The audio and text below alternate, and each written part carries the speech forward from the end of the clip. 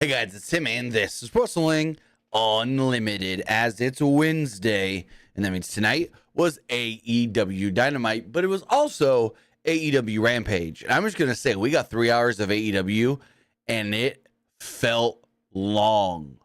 Like, this 3-hour block of AEW television felt long. At least to me it did. It felt longer than a normal Raw. I'm going to say that right now. It felt longer than watching a normal Monday Night Raw. Like, this show felt like it just was never going to end. And not in a good way. Not like, oh man, I'm loving this. Let's keep going. No, not in a good way. So, not calling it a bad show, because there was some good stuff, but there was a lot of just, that was there. That was all right. That was cool. That was okay. So if I'm voting with you guys in the polls, I'd probably vote it was just all right. Like, the main event, the main event, the Rampage main event, I guess you would call it, with Julia Hart, Sky Blue, Chris Statlander, Willow Nightingale. That match was very good, if not almost great.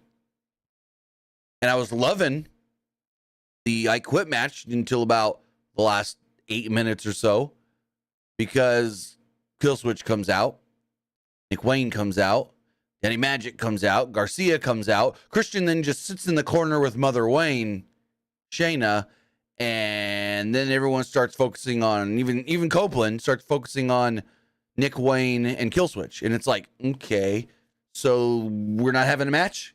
What happened to an I Quit match here? Like, you get Garcia and Menard out here to take care of them. Copeland, you got a match.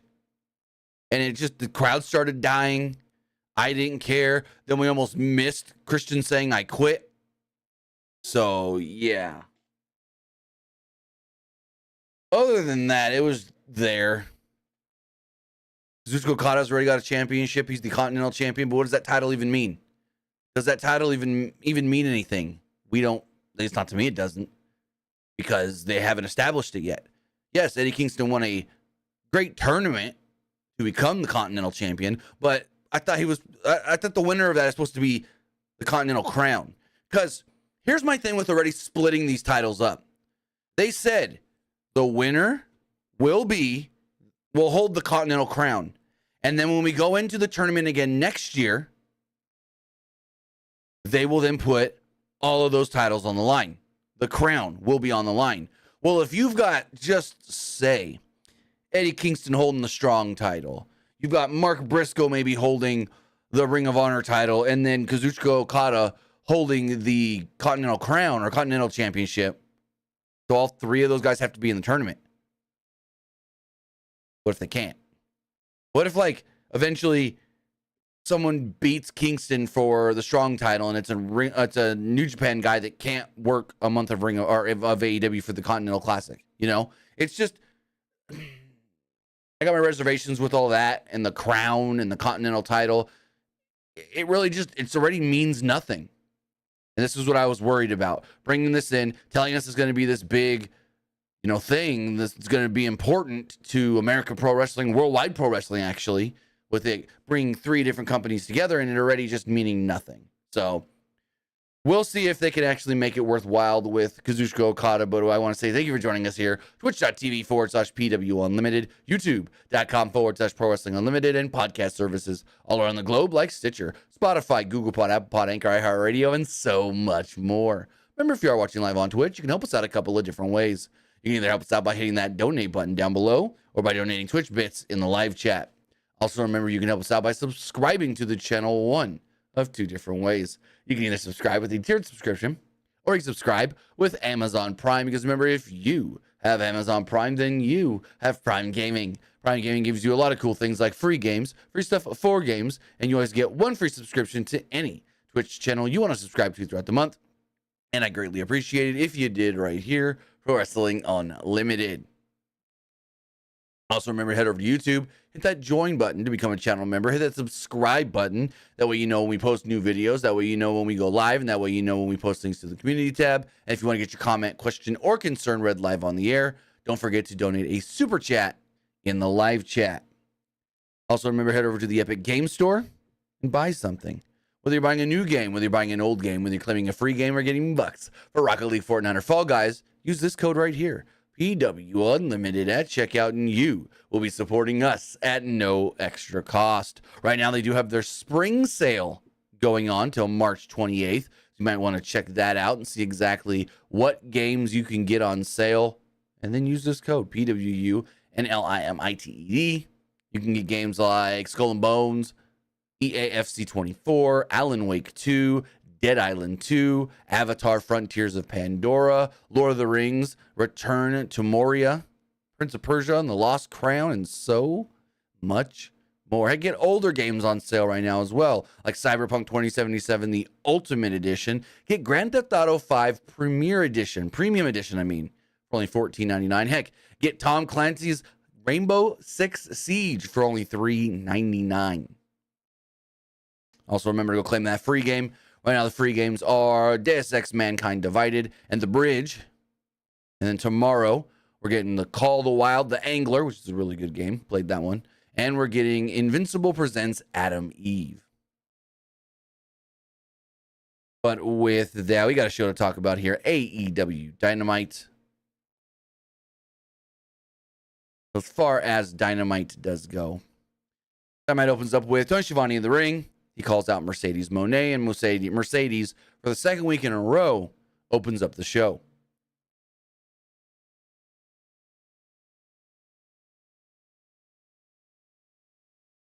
And my notes froze. Give me 1 second, guys. Okay, I actually missed something here. Before we see Mercedes, they actually do the WWE Open, the one that they've been doing since Lee Fitting came in, where it's like, earlier today, Adam Copeland and Christian Cage arrived at the building, ready for their I Quit match. Kazuchika Okada also showed up in a sports car, ready to challenge Eddie Kingston for the Continental Championship. Then that is when they said, we're going to send it to Tony Schiavone in the ring, and he brings out Mercedes Mone. And they did something very, very, very, very, very, very, very, very, very important that they should have done last week. Mercedes Mone makes her way to the ring to a great ovation. Mone told Toronto to say hello to their new CEO, and she's been on such a high since her debut last week at Big Business. Fans might not know, but this was all nearly taken away from her about a year ago because she suffered an injury that was almost a career-ending injury. She then says, now, I want you guys to know a little more about me. And she sends it to a video package showcasing why she should be considered a big deal, why she is a major star, why she should be seen as the face of the company. And I go, why didn't this air last week? This needed to air last week, like for real. Because last week you bring this girl into the company, and if you have people that have become wrestling fans just through AEW, and there are a lot of them that have become wrestling fans just through AEW and didn't watch WWE, or were wrestling fans from like 98 to 2006, 7, 8, 9, 10, and then fell off and came back because of AEW. They would have never saw Sasha Banks. They may not know who Sasha Banks is, Mercedes Mone. So to show us why you're a big deal, you're on red carpets, you're doing movies and TV shows, you're in Fashion Week on the runway. That needed to be aired last week.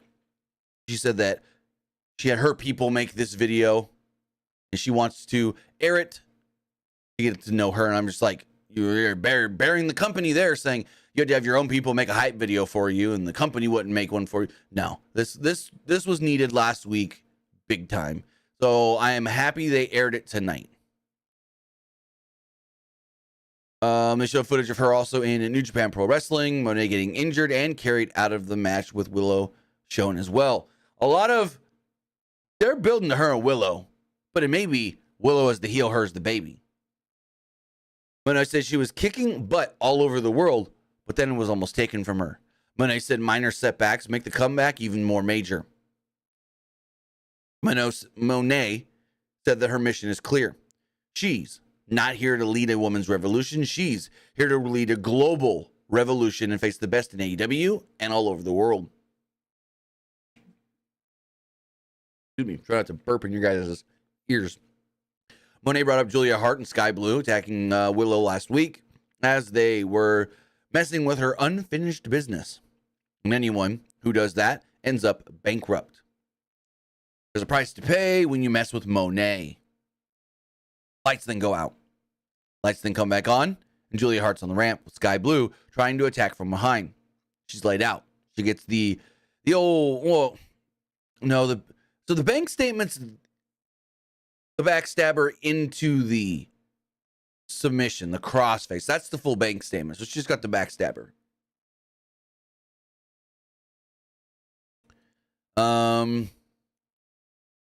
This then led to Willow Nightingale and Chris Statlander showing up with chairs. After a stare down, the lights went off again. When they come back, Sky Blue and Julia Hart have disappeared, but Willow is standing behind Mercedes, holding the chair like she's ready to hit Mercedes with the chair. Like she's going to blast Mercedes in the back. Mercedes turns around, and Willow all of a sudden just drops the chair like, what? I didn't do nothing. You didn't see anything. Nope, that wasn't, nope. So Mercedes is all confused a little bit. Willow's kind of just like, yeah, whatever. Excalibur mentions how Hart and Blue will face Nightingale and Statlander in the main event of Rampage tonight in a street fight. So we send it to Alex Marvez. He's in the back, trying to get a word with Kazuchika Okada and the Young Bucks. They approved of the respect Marvez puts on Okada's name, but next time, speak to him in his native tongue of Japanese. Matthew then talked about how handsome Okada is, and if anyone rises to the occasion, it's Okada. Under Continental rules, they can't be at ringside for his title match tonight, but they'll be at the curtain, giving him the best replays. Okada speaks in Japanese before telling Eddie Kingston, "I'm coming for you in your title." Matthew calls Marvez a dumbass for not knowing what Okada said in Japanese and to study up so it doesn't happen again next week. So basically, Marvez is now here to get made fun of and talked down to by the Elite. But speaking of Kazuchika Okada and Eddie Kingston, that match was next. So they did something interesting here. Okada comes out, makes his entrance, and then they send it to Renee Paquette. My bad. They send it to Renee Paquette, who was literally standing in the aisle like a sideline reporter, which was pretty interesting. She just talks about how she spoke to both men earlier tonight. Or no, she spoke to, I think she said both. Maybe she only said Eddie. I can't remember exactly. I didn't write it down because I was just like, whoa, this is different. But she said that she spoke to the competitors. They're both ready and this and that and da-da-da-da. And then out comes Eddie Kingston. Total sideline reporter thing here, which is different. WWE doesn't do it. I haven't seen it in any other wrestling company. So we'll see if this continues. They cranked up the crowd noise as well for this to really make it sound like she's standing on a sideline, like in the thick of things. As far as the matches go, there was a lockup early. Okada did his signature fake out strike into the ropes, but Kingston shrugged it off and lit Okada up with strikes of his own.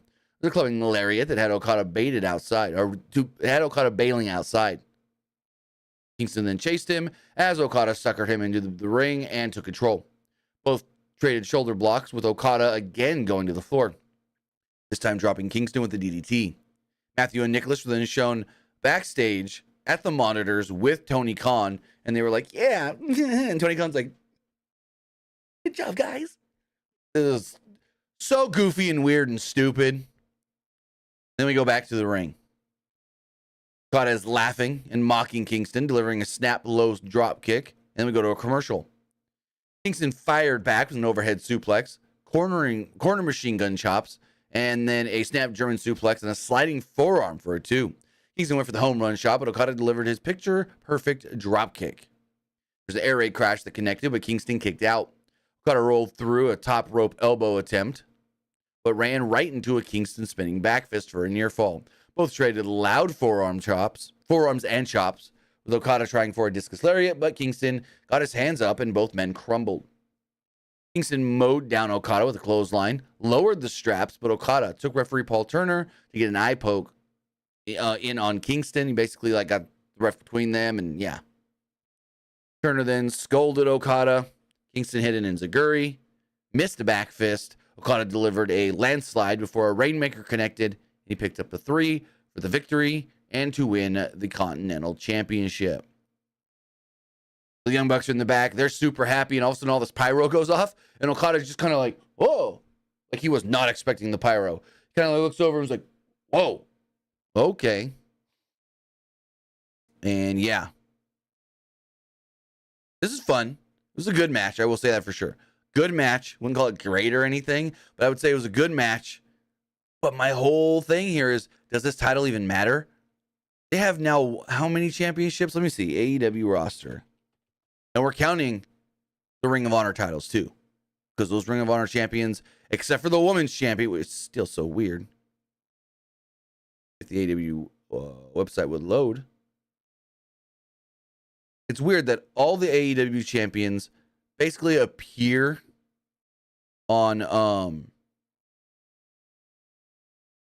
the Ring of Honor champions appear on AEW programming except for the women's champion.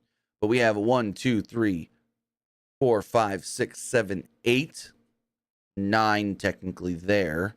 9 titles just with AEW. And then with ROH,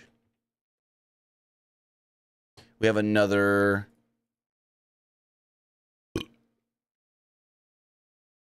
10, 11, 12, 14 titles in total.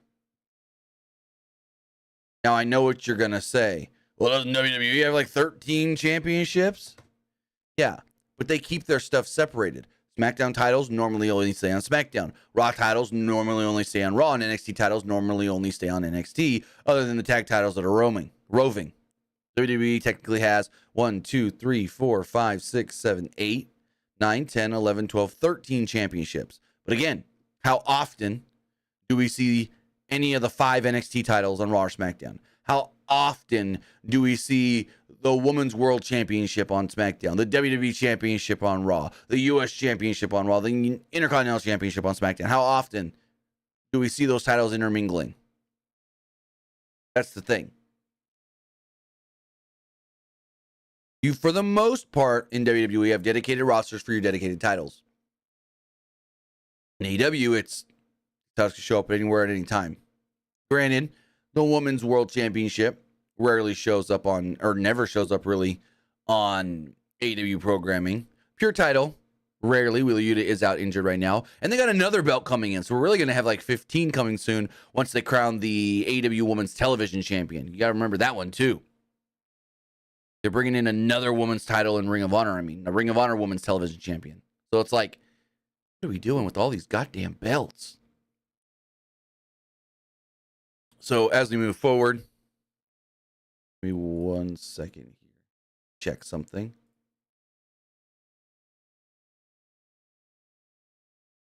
All right. So as we move forward, Pac is back. Oh no, Pac comes out on the stage. He stares down the new Continental Champion, Kazuchika Okada. Basically says, we're getting Pac versus Okada sometime in the near future, maybe even at the Dynasty pay-per-view. That's what I would think.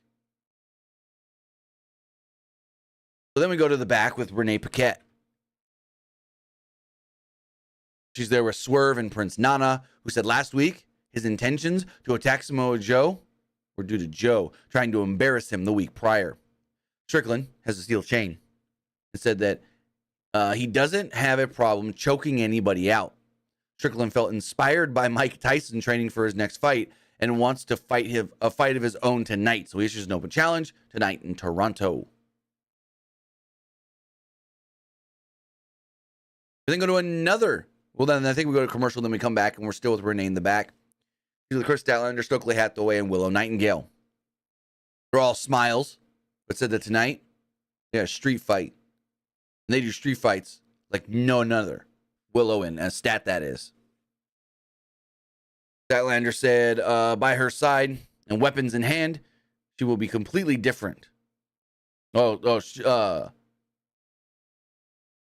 wrote that weird. Statlander said, Willow said, Statlander by her side and weapon in hand, she will be a completely different Willow. Statlander said that tonight, it will be the end of Julia Hart and Sky Blue. Just then, Mercedes Moné would walk up. She thinks, actually, Statlander said, thanks for having Willow's back last week. And I'm like, why didn't you? You came out on the stage with her and then dipped out. Anyways, Mercedes is like, that's what the CEO does. And then she like, what's up, Stoke? And she like, whatever to Stokely. Well, no, she kind of like brushed Stokely off, actually. Or something with Stokely. And then she kind of like got in Willow's face, and Willow was like, nothing going on. So, yeah. Nightingale leaves, and Hathaway shrugs everything off. They're really building up like we're getting Willow and Mone, and Willow might be turning heel. They're really teasing a Willow heel turn. Unless they're going to swerve us all, and Mone's going to be the heel.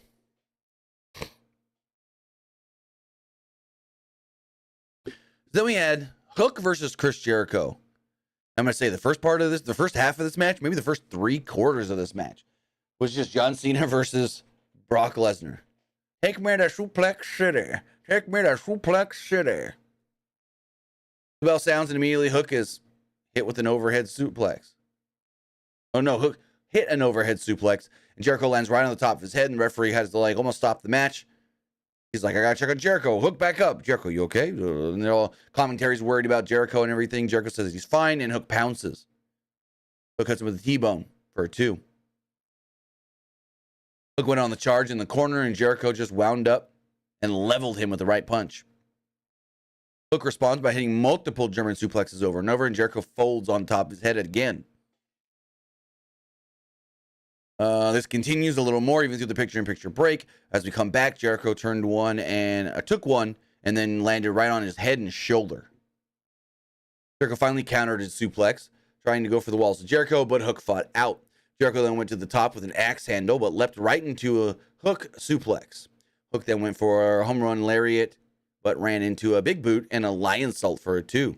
Both men then got to their feet, and Jericho tried an overhead throw, but Hook didn't rotate enough and landed awkwardly on his face. Like, these guys, I don't know what was going on here. They were like beating the shit out of each other and like landing awkwardly, and I'm surprised we didn't hear no one came out of this with a neck injury. It's so early, maybe, I don't know.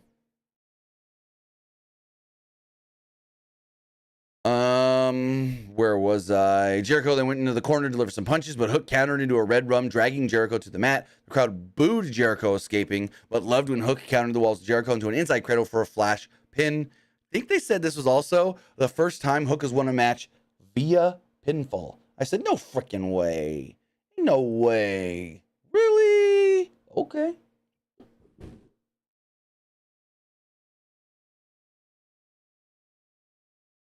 So then we get basically, this is so dumb. This is so dumb. Why are we supposed to care about Wardlow when he is a guy that for most of his AEW career has been someone that lets guys smaller than him talk down to him, bully him, and boss him around? Why are we supposed to care about Wardlow? Adam Cole's here saying he was disappointed last week by Wardlow by not defeating Samoa Joe for the belt. Cole corrected himself and saying he should be the champion. No, Wardlow to be the champion, but he couldn't get the job done. So now Wardlow's job is to ensure the Undisputed Kingdom don't lose any of their other belts, neither the ROH tag titles or the International Championship. Cole's doing this because he cares about Wardlow and wants him to reach his full potential. Wardlow, don't screw it up, is what he said. But why are we supposed to care about Wardlow when most of his career in AEW, most of his time here, has been either being talked down to, bullied, and bossed around by MJF, and then now Adam Cole? Like, I don't care when I see a Wardlow match now. Especially after last week when Joe just beat him. Just choked him out like a punk.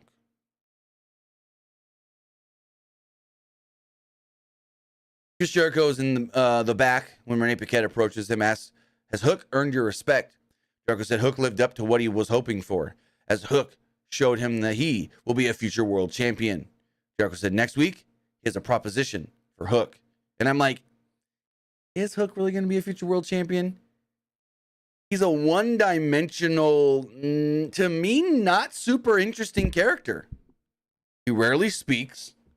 He just does the same moves in every match. And it's only like he's like John Cena when you go, he's got 5 moves. German, T-bone, clothesline, red rum. Maybe that's it. Maybe it's 4.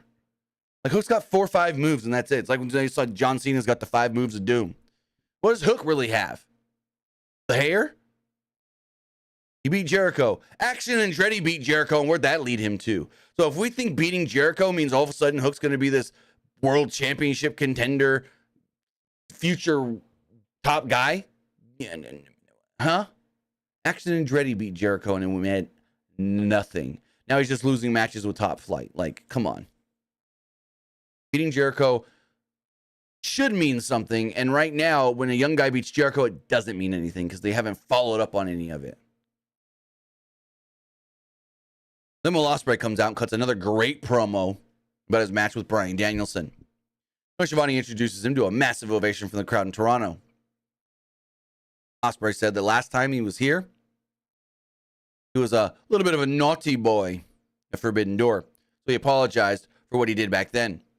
Ospreay said he's here to deliver some elite caliber wrestling, but in return, he'd like some Canadian maple syrup.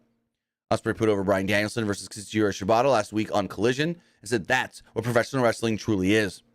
Ospreay brought up how he couldn't fit in Danielson's shoes when he was in Japan. Everyone says you can't lace up Danielson's boots. You can't walk in his shoes. And he goes, of course I couldn't because they were too small for me. He said what Danielson did in Japan was great, but what Ospreay did was elevate professional wrestling, winning Best of the Super Juniors twice, Juniors title 3 times, never open weight, IWGP championships, everything. Ospreay said that it'll prove that he can walk in Danielson's shoes in AEW and brings up Shibata. Says, long time no see, huh? So 7 years ago, Shibata beat the piss out of him. But now, he's 30 years old, has 2 pugs, 3 kids, 3 cats, a kid, a missus, a mortgage, and a point to prove. Next week on Dynamite, he will take on Katsuyori Shibata. He tells Danielson to sit at home and watch what a real Billy Goat is all about. They then tell us pretty quickly after that, the match is official. Will Ospreay, Shibata next week. Another great promo from Will Ospreay. Everyone was worried that he wasn't going to be able to cut a good promo on American television because when you watch his AEW or his New Japan promos, they're all, oh, F this, F that, shit, damn, da da da. Now he just throws the bruv in there everywhere. Yeah, bruv. You're going to watch from home, bruv. Then get a video package hyping up Christian Cage versus Adam Copeland before we go to our women's tag match, which most of it took place during a commercial break. It was AEW Women's Champion Timeless Toni Storm and Mariah May against Deonna Purrazzo and Thunder Rosa. Before the match even begins, Purrazzo and Rosa attack as Rosa and Storm paired off on the floor and Purrazzo and May get going in the ring. Purrazzo had an easy time dispatching of Mariah May as Rosa launched her off her partner's back with a corner splash on Storm. Rosa then sent Storm into the ropes before leaping on a big leg sweep by Luther, but it was not enough for Storm to get into some cheap shots and gain control during the break. When we return, Rosa fought off both May and Storm with the top rope crossbody and made the hot tag to Deonna, who ran wild with a knee lift and a leg sweep before taking May's head off with a big boot. Rosa then makes the blind tag, and Deonna just stops in her tracks. Like, what? Tagged yourself in? Why? And so Toni Storm tags in, runs at both of them. Deonna Purrazzo's just standing there like, why'd you tag yourself in? What are you doing? And like, she's very awkward. This got awkward very quickly. Storm tries to sneak attack with a dropper. May then comes in and gets planted with a Death Valley driver by Thunder Rosa as Storm hit a snapdragon in the corner. Storm waited for her close-up and delivers the sweet chic music, but Rosa counters the Storm Zero into a flash roll-up to pick up the victory. So the champ and Mariah May leave. Thunder Rosa and Deonna are in the ring, and Deonna just keeps looking at Thunder Rosa mad. Like Deonna's going to beat her ass because she tagged herself in. I don't know. So I guess Thunder Rosa and Toni Storm at Dynasty for the belt. So, if you remember earlier, Swerve said he wanted competition. He wanted to fight a big guy. So who comes out to fight him? The Butcher. The Butcher. So we get the Butcher versus Swerve Strickland. Strickland delivered a headbutt and a charging big boot early on. There was a leaping uppercut out of the corner that connected. Butcher then fought back by zoning in onto the shoulder of Swerve. Strickland then seemed to get turned inside out with a lariat, but no-sold it on, just delivered a double stomp to the head. Strickland hit the house call, before going up for a swerve stomp. Strickland wasn't done, though, as he slowly applied a short arm scissor and the Butcher tapped out. Callis said he wasn't sure, but that could be Strickland's first submission win in All Elite Wrestling. Short, sweet, and yeah, just building up. Swerve. Swerve then took the microphone post-match and said before he met Samoa Joe, he had nothing but respect for him. As he got to know Joe, he stopped liking him to the point where he's almost hating him. Every day, he's thinking about wrapping a chain around Joe's neck and choking him out, but the chain that he has isn't big enough for Joe's thick neck. Joe then comes out and said, what do you do with someone like Swerve? Logic should dictate that he should ignore Strickland. Ooh, well, technically he beat at Revolution. Strickland still believes the impossible is possible and can box with a god. The problem with that belief is that the fans will start believing that they can be a champion too. This is until Joe shows up, smashes you in the face, and takes everything you have. Joe said that what you do with Strickland to give him exactly what he wants. Joe goes to hit the ring, and out comes Don Callis to huge boos. Callis brings up how Strickland and Konosuke Takeshita have the same number of wins, and then goes, but Takeshita, he's undefeated except for in our family. And I'm like, no, that's so stupid to say. He's undefeated except for in the family? What the fucking dumbass shit is that? And it says AEW isn't Swerve's house. It's the Don Callis family's house. And I'm like, huh? Strickland said if he had more time, he'd burn the Don Callis family tree down to a crisp. Strickland accepts and says that he wasn't done with Takeshita. Coming for Joe. When he's done with Takeshita, he's coming for Joe. And we're getting Takeshita versus Strickland next week on Dynamite. Like, why? Okay. So then we get our Dynamite, quote-unquote, main event. And the finish was right in terms of Adam Copeland should have won and did win. But the way they did the end of this match just didn't do it for me. It really pulled me out of the match. It toned the crowd down. Like, the crowd didn't care towards the end of this match. It really just pulled all the air out of the room with the last 8 minutes or so. And it's just like, no.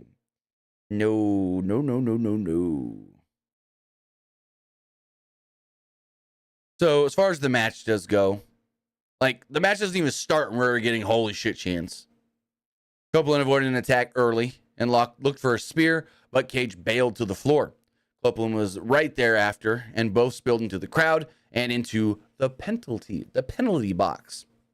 Copeland then noticed a fan wearing a Pittsburgh, it was a Bruins jersey, maybe a Penguins jersey. It was either a Penguins or a Bruins jersey. I can't remember now. I think it was a Bruins. I could see. I got an image of it. It was black and yellow, maybe gold. I don't know.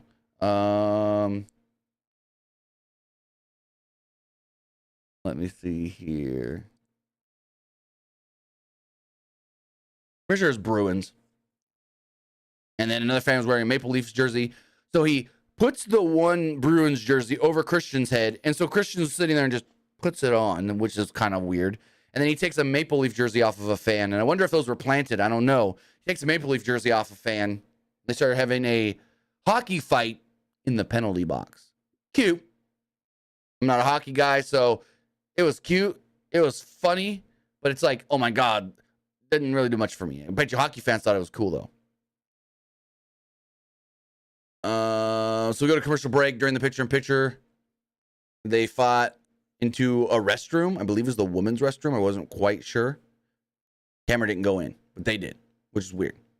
Both went back to the ring as things returned from the break, and Copeland set up a ladder bridge. Well, he tried to set up a ladder bridge from the barricade to the ring, and it was too short, so then he found another spot he could set it up from the barricade to the announce table. And Copeland delivered a brutal sit-out slam. Copeland then placed an open ladder upside down in the ring, and dropped Cage midsection first onto the ladder. Bryce Remsburg then asked Christian, do you quit? And he said no. Copeland set up a table against the barricade, but Cage leapfrogged a spear, poked the eye, and posted Copeland. With Copeland now busted open, Cage flew off the top rope and hit a crossbody through the table. Back in the ring, Cage set up a ladder between the ropes and delivered a slingshot face first, with Copeland slowly saying, I didn't quit. Or I don't quit. Cage then missed a frog splash, and Copeland applied a crossface. Christian ripped at the head of Copeland to break it up. Both slowly got to their feet and went for spears at the same time, and then there was a double down spot that led to another break. Copeland chased after Cage up the ramp. He tried to deliver snake eyes against the entrance, but Cage put the brakes to it. Right as they were going to return from the break, Copeland slingshot Cage off the ramp to the floor. Copeland then brought out a hockey goal and draped Christian across it before scoring a goal with Cage. They stumbled down the ramp. Copeland had his back turned, and Shayna Wayne would come out and low blow him with a hockey stick. Cage broke the stick over Copeland's back and continued the assault in the ring. With the hockey stick drove into the throat of Copeland. Bryce Remberg said, "Do you quit?" Copeland wasn't responding. He's like, "Come on, Adam, I need a response. Do you quit?" And he's like, no. So here's my question. In an I Quit match, when you ask the referee, when the referee asks the wrestler, "Do you quit?"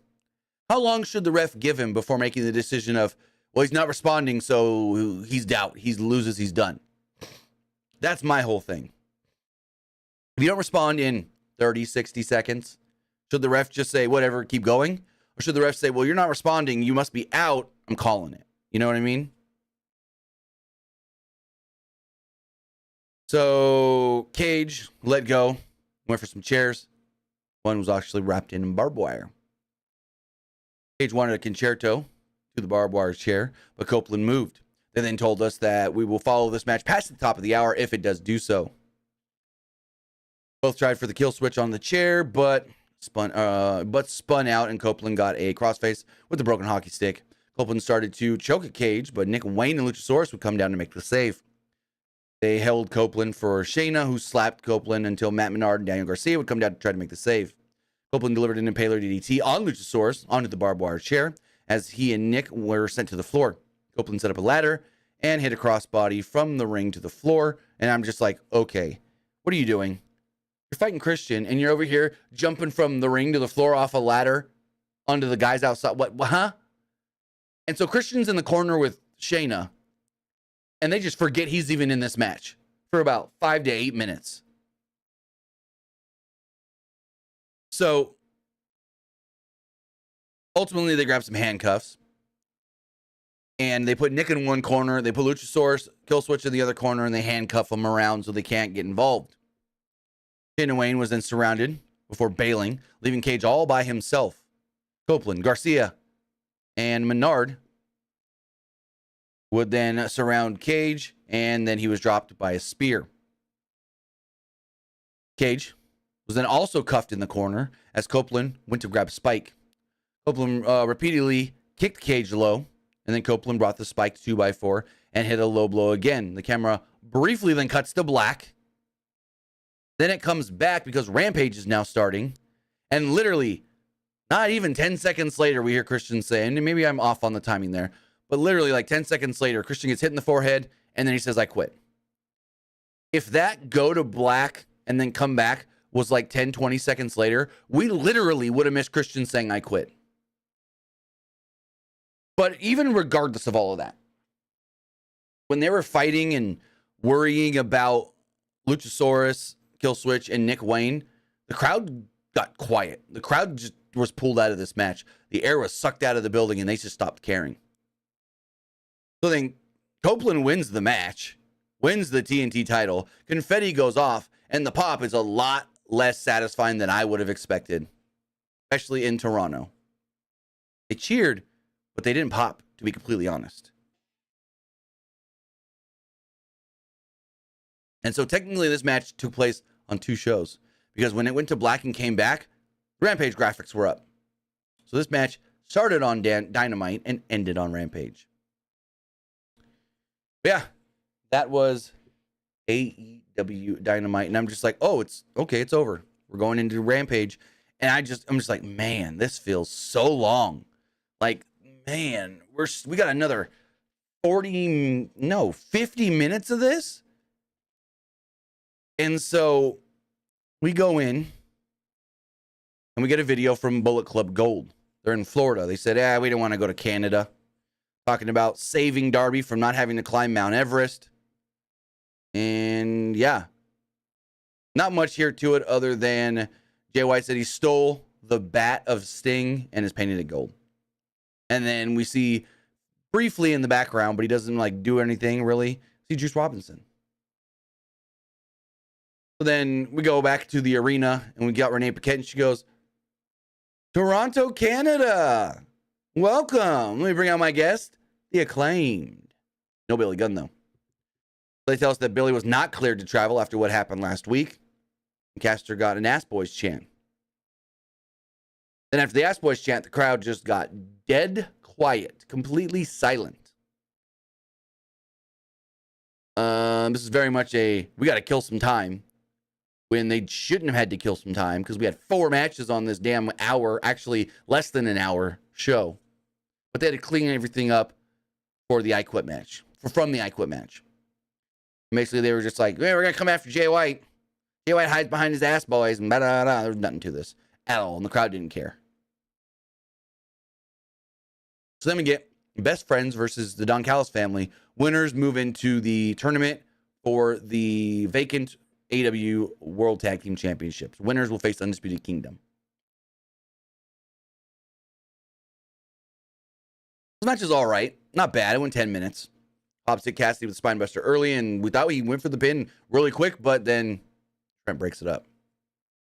Beretta and Hobbs were tossed to the floor. Beretta hit the barricade. Cassidy then tried to dive to the floor, but Hobbs caught him and smashed him against the ring apron several times. Beretta came back for his team, taking both his opponent out with a dive on the floor. Back in the ring, Beretta chopped Hobbs in the corner and dumped Fletcher with a German suplex. Beretta then went for a spinning DDT, but Fletcher blocked it, and Hobbs and Fletcher took out Beretta with a pendulum bomb. After a split break, Beretta caught Fletcher with a spinning DDT, dumped Hobbs to the floor, and got the tag Cassidy. Excuse me. Cassidy took Fletcher out with a crossbody, then followed up with a spinning DDT, and then got a near fall off of it. Cassidy caught Hobbs with a super kick, but Hobbs floored him with a forearm. Hobbs raked Cassidy, and after a pair of forearms from Hobbs, Cassidy was able to break free of the sunset flip and got a near fall off of it. Hobbs then floored Cassidy with a body block. Fletcher then dropped Beretta with a half and half suplex. Cassidy caught Fletcher with a Slumdog Millionaire. Hobbs then barreled through both opponents. Hobbs then threw Cassidy like a sack of potatoes into the LED boards. Somehow Cassidy got Hobbs up for a beach break on the floor. Back in the ring, Fletcher hit a spinning tombstone on Cassidy for a near fall. Fletcher was then bleeding from the mouth and kind of like lost his composure there for a second because he's got this white wrist tape on and he's going like checking if he's really bleeding, but didn't want to put his hands in his mouth. Cassidy then came off the top rope onto Fletcher with a diving DDT. Beretta then took out Hobbs with a spear on the floor. Cassidy then hit the Orange Punch and pinned Fletcher to pick up the victory. Orange Cassidy and Trent Beretta, best friends, will now move on to face the Undisputed Kingdom in the tournament. This match ends, and there's literally 30 minutes left to the top of the hour. Granted, we got a 7-minute overrun, but there's 30 minutes left with commercials. And they're like, oh, when we come back, we still got 3 more matches. We come back. Shibata comes out. He's facing Kevin Matthews in a 1-20 match. Huge spot for Shibata. Nothing to the match. He mauls Kevin Matthews. I think it was Menard on commentary may have said, Matthews may want to put his hands up. We take them shots with Shibata. But Shibata beat his ass, hit him with the penalty kick, and pinned him to pick up the victory. There we go. Nothing much to it. We then had Konosuke Takeshita against Rocky Romero. Romero lured Takeshita into a hard slap early, then caught Takeshita with a step-up Rana. Takeshita then caught Romero with a sit-out Death Valley driver and a drop kick. During a break, where most of this match did happen, or at least half of it, Romero countered what looked to be an avalanche back suplex with a slice spread off the top rope. Couldn't really tell in the small little square. Finally coming back to the full screen. Romero hit a pair of dives to the floor, but on the third one, Takeshita caught him and tried a suplex, but Romero escaped. Takeshita tried to go for a forearm, but Romero ducked and Takeshita hit the post. Back in the ring, Romero hit the sliced bread for a near fall. Romero snapped. He catched his arm and caught him with a cross arm breaker. Don Callis then jumped up on the ring apron to distract Romero, causing Romero to break the hold. Romero then went for the sliced bread again, but Takeshita countered and got Romero into a small package tombstone. Takeshita then hit a spinning Blue Thunder bomb for a near fall. Rocky mounted a comeback, and Takeshita floored Romero with the clothesline. Takeshita then leveled Romero with a forearm and hit the spinning Falcon Arrow for the pin. Takeshita picks up the win before he faces Swerve next week on Dynamite. And so, I don't know what it is. Whenever I see somebody with the name Rocky, I cannot think of Three Ninjas, the one where they go to Japan. Because there's a spot where the three brothers are fighting these, I think it's three ninjas in Japan. Three ninjas are fighting three ninjas. And you hear Colt go, Rocky, watch out, or something like that. And the three Japanese ninjas all go, oh, Rocky, Rocky. And so now whenever I see, especially Rocky Romero, whenever I see someone with the name Rocky, I just think Rocky from it's Three Ninjas Kick Back. I had that movie on VHS growing up and watched that movie 1,000 times. Then we have our main event, the street fight. There's the TBS champion Julia Hart and Sky Blue. It's a team of Willow Nightingale and Chris Statlander. The faces come out with chairs. The heels come out with kendo sticks, but they fight on the ramp early on. Hart got the chair wedged into the corner at one point. Or got wedged. No. I can take that back. That was later. I'm got my notes out of order. So they're fighting in the ring. Okay, here we go. They're fighting in the ring, and Statlander places Julia Hart in a chair. Like, not sitting on it, but like through the chair. And so Willow sees this, bounces off the ropes, runs at Julia, and then kind of stops and is like, I can't do that. So then she bounces off the other ropes, and then she kicks her in the head. Statlander then picks her up and gives her like a backbreaker, I guess you would say. And she just like sells it like she's dead. She's just like, ah. So they keep on fighting for a little while. Nightingale then got a table from under the ring that Statlander set up in the corner. Hart then found a spike. And when she went to hit Statlander with a spike, she accidentally hit Sky Blue instead. Sky Blue went flying off the apron. Then go to split commercial break, and I couldn't tell what was going on. A bunch of spots, but I couldn't really see anything because they were using so many weapons and there was so much going on that we couldn't tell what was going on. At least I couldn't. Come back to a full screen and the crowd's chanting, "This is awesome." Nightingale had slammed Blue onto the floor. Nightingale then tried to set up Blue for a powerbomb on the commentary table, but then Sky Blue reverses into a Code Blue. Table don't break, and it sounds loud. You just hear ka-kunk. Willow's head bounces off the table. This sounded like it hurt. Back in the ring, Blue dumped a bag of tacks. So Statlander dumps a bag of tacks. Blue then powerbombs Statlander out of the corner onto the tacks and gets near fall. Blue then grabs the tacks and puts them in Statlander's mouth and super kicks her. And I'm like, never been a big fan of that spot. Because if you do it wrong, that spot can fuck somebody up. And I get it. That's what people want you to think. They start chanting, "You sick fuck," to Sky Blue, though. Blue then tried to go to the top, but Nightingale grabbed her and drove her through a pair of tables at the ringside, off the apron with a Death Valley driver. They were both dead for the rest of this match. Back in the ring, Julia Hart tried a pile driver on Statlander, but Statlander backdropped her onto a pile of chairs. Statlander went for the 450, but missed the 450. Hart then locked in the Heartless, and immediately get the tap out from Chris Statlander. So Hart and Blue pick up the victory. The match did go 7 minutes over the top of the hour, 10 minutes in total, and there we go. So that was our 3-hour block of AEW Dynamite / Rampage tonight. Like I said, it felt long. I'm tired. And it's like, a Raw never even makes me feel tired. Even when a Raw feels long, it's not like, man, I'm ready for bed after that. But this one, I'm ready for bed. So, yeah. Not the best. There were some good matches on the show for sure. Or shows, whatever you want to say, for sure. But I feel like there was quite a bit of filler, too. And that's just my opinion. You could think differently. So, yeah. Not bad shows, but I wouldn't say it was great either. We didn't get nothing new built up for the pay-per-view, even though the pay-per-view is like a month and a half away. Well, a month and a week or so away. So hopefully they start telling us more things for the pay-per-view coming up at the end of April. But with that, let me get the poll going on Twitch really fast. Let's see here. For some reason it's not wanting to go. Give me 1 second, guys. Here we go.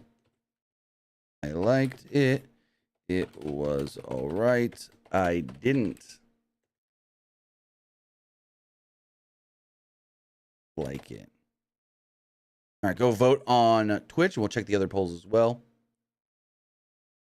As far as the Threads poll does go, 70% liked the show, 22% thought it was just all right, and 7% didn't like it. Comment here says, love Dynamite, Rampage was all right, but that women's tag team match saved it. Looking at the Twitter poll, 68% liked the show, 13% thought it was 68% liked the show, 18% didn't like the show, and 13% thought it was just all right. Looking at the YouTube community poll, 68% liked the show, 17% thought it was just all right, and 15% didn't like it. Says it was great, funny, and wild. Looking at the YouTube live poll, 82% liked it, 12% thought it was just all right, and 5% didn't. Looking over at the Twitch poll, 75% liked the show, 25% thought it was just all right. With that, guys, I want to say thank you for joining me here. Twitch.tv/PWU Unlimited, YouTube.com/Pro Wrestling Unlimited, and podcast services all around the globe like Stitcher, Spotify, Google Pod, Apple Pod, Anchor, iHeartRadio, and so much more. Remember, we'll be back live Friday for Friday Night SmackDown. So with that, have a great rest of your week, and we'll see you next time. Have a good one, guys.